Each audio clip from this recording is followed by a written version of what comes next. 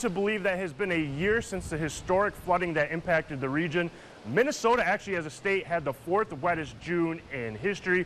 Now we were impacted the most here into southern Minnesota. I'm going to go over everything and how the flooding came together. Now we got to go back to the month of May. We had some very high rain totals, anywhere from 6 to 8 inches here in Mankato. How about Algona, Iowa?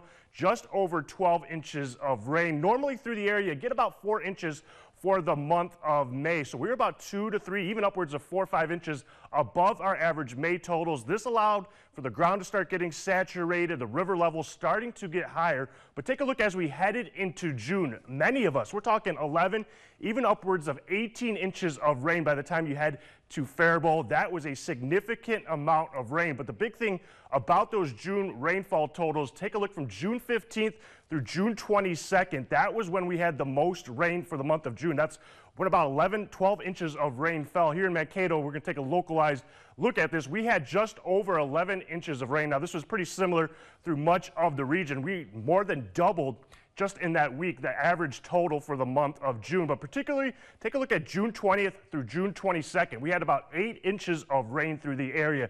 That is a big amount of rain. But now I'm going to look at the atmospheric setup, basically why we experienced all this rain in May, and especially during that time frame of June 20th through June 22nd. Now, this is actually the jet stream that we are seeing today. We had all that hot air moving off to the east. You can see the eastern half of the country. This is known as upper level ridging. To the west, looks like a U into the jet stream. That is an upper level trough. These low pressure systems, they ride that upper level trough to the east. You can see this low pressure system going to make our way into our area. Now, this upper level pattern, that was what we've seen a lot in the month of May, specifically in the week of June 15th through June 22nd. That pattern, it just got stuck. So at the surface, we had a warm front start to make its way into the area. As it moved north into June 21st, that stalled out as a stationary front. That put us in a prime location, rounds of showers and storms. June 21st, we've seen about 6 inches of rain here in Mankato.